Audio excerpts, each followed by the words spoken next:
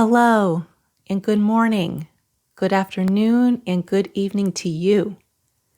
Wherever you are in this world, I wish you well. Welcome to another episode of the Sacred Raven podcast. Grab yourself a nice cup of tea, and let's get cozy. If you did not know, I love tea. I adore tea. I take in the tea all the time. And no, I do not mean the gossip kind. If I had to choose between coffee and tea, I would choose tea 99.5% of the time. I will leave that remaining 0.5% for coffee for the rarest of occasions. I would not call myself a tea connoisseur, but I believe my love for it began around the age of 10. I have vivid memories of dinner at a local Chinese restaurant. I loved the little teacups they placed out, and immediately upon setting out the kettle, I would grab it and fill my cup. Of course, at the time, I would also fill that up with several packets of sugar. I have quite the sweet tooth. And I remember, as I got older, as a teenager, my younger sister and I would hold a sort of contest to see how many cups of tea we would drink throughout dinner. I believe my highest rank came in at 13. And while it's been many years since having dinner at that restaurant, my love for tea has remained and expanded.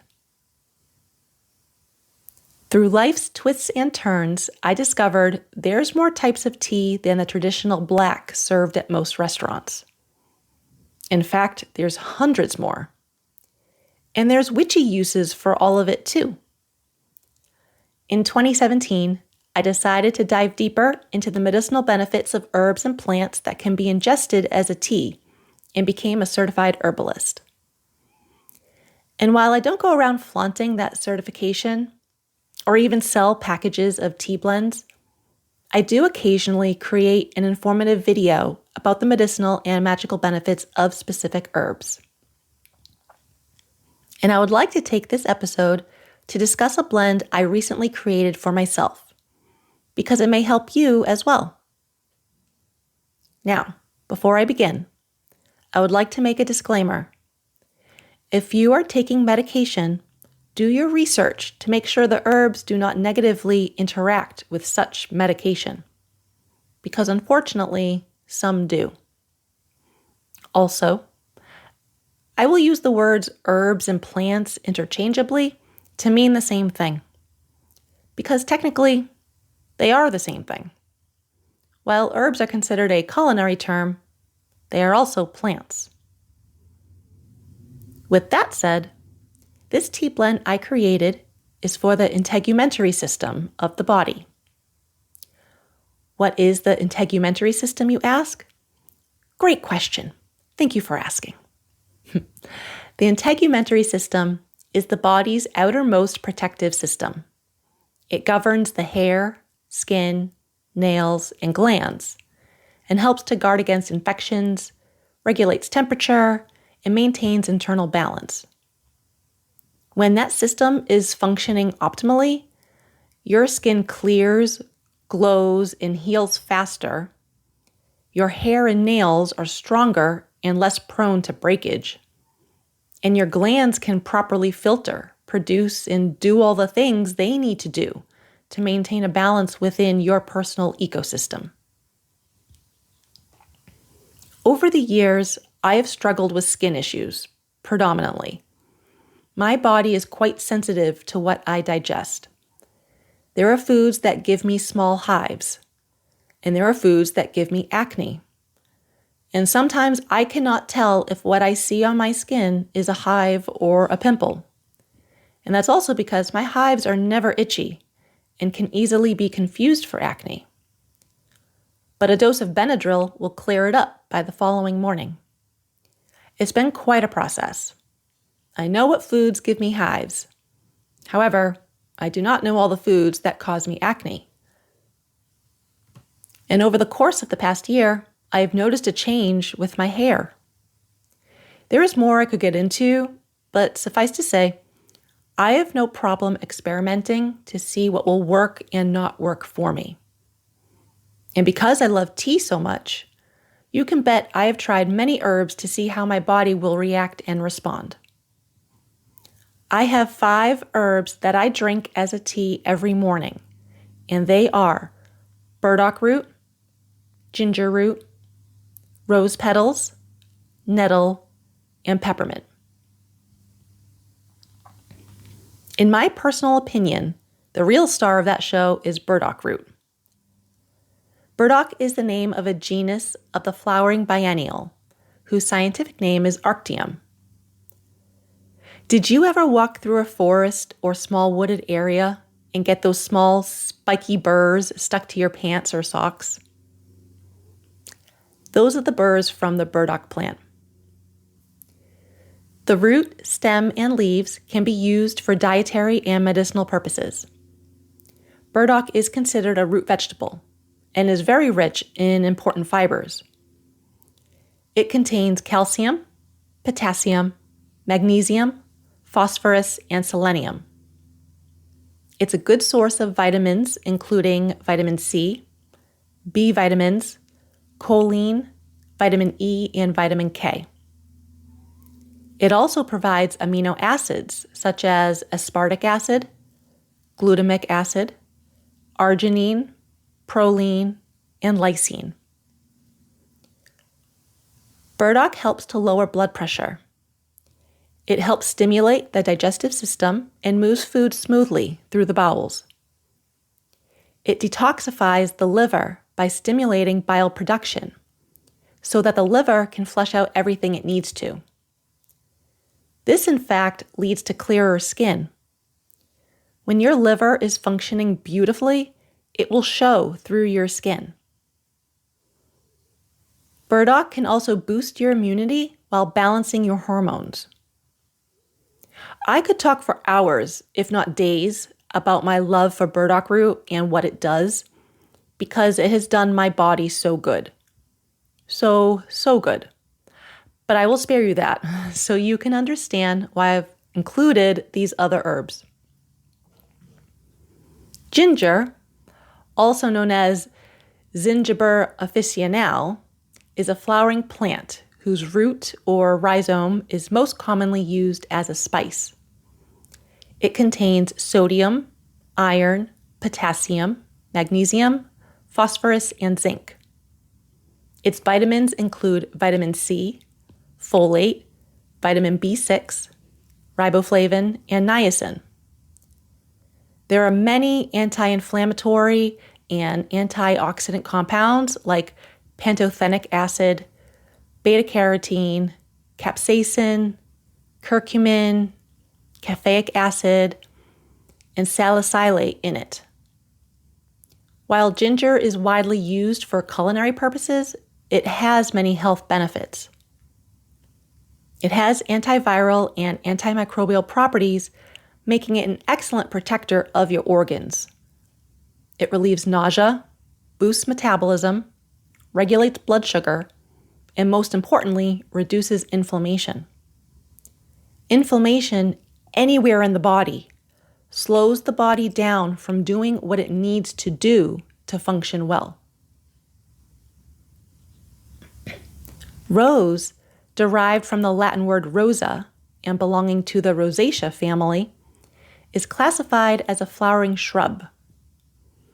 It's a beautiful and fragrant plant with a variety of medicinal and substance uses. Various parts of a rose can be used, such as its fruits, flowers, leaves, and bark. For my tea, I dry and crush up rose petals into small pieces, small enough to fit into a steeper with other herbs. It has been widely known to treat inflammation, diabetes, dysmenorrhea, depression, stress, seizures, and aging. It contains high concentrations of vitamin C, quercetin, and ellagic acid, and has many antioxidant and anti-inflammatory compounds. This nourishes, strengthens, and protects the skin barrier. And it also reduces inflammation of the skin itself, allowing for wounds, rashes, redness, and other skin irritations to heal more smoothly. Nettle, scientifically known as Urtica dioica, is a wild herbaceous perennial blooming plant that is commonly known as stinging nettle.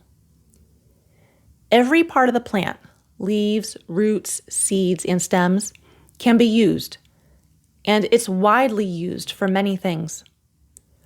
It is abundant in B vitamins, choline, vitamin A, and vitamin K, as well as selenium, zinc, phosphorus, copper, potassium, iron, magnesium, manganese, and calcium.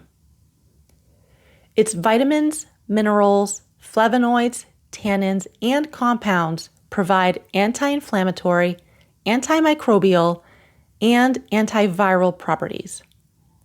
Nettle is known to help improve blood circulation, improve heart health and gastrointestinal health, strengthen the immune system, strengthen bones, reduce inflammation, balance blood sugar, treat respiratory problems and multiple forms of cancers, aid feminine health and pregnancy, and prevent kidney stones, just to name a few. It is also a histamine, which helps in the reduction of allergic reactions, allowing your skin to clear and breathe. Peppermint, also known as Mentha piperita, is a hybrid of watermint and spearmint.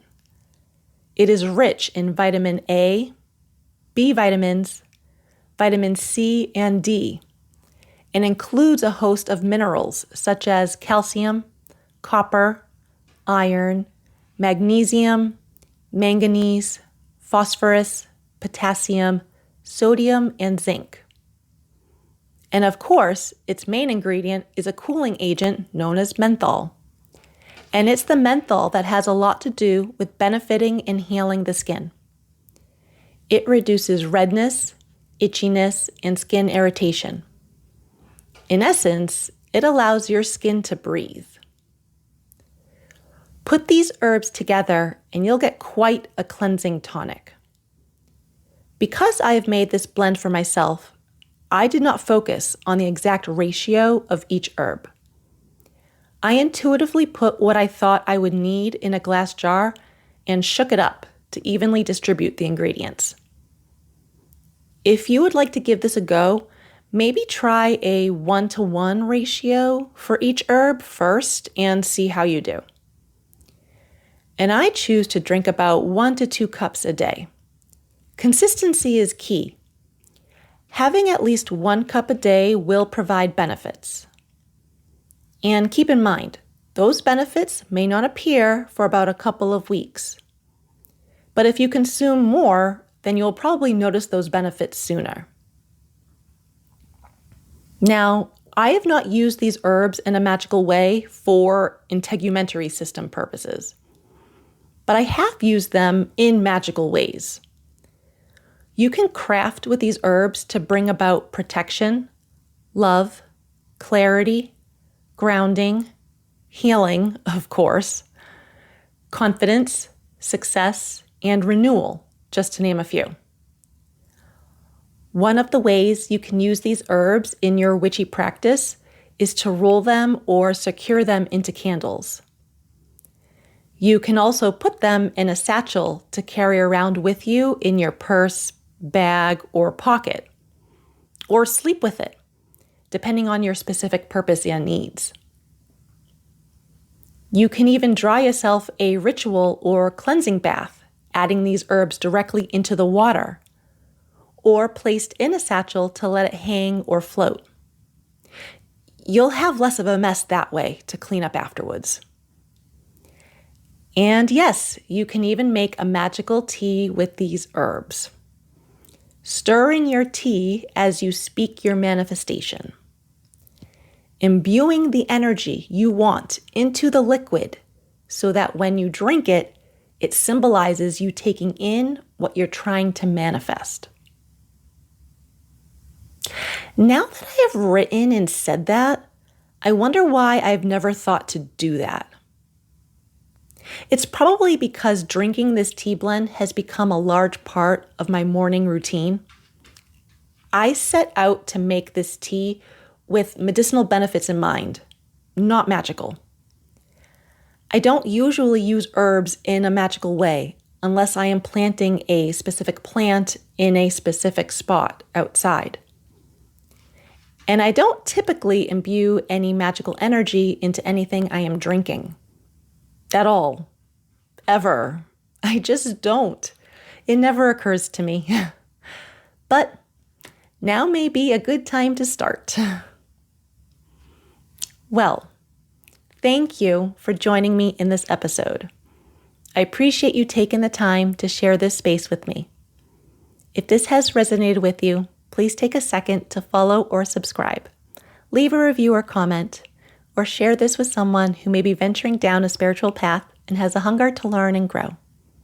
I will see you next time. Stay cozy and take care.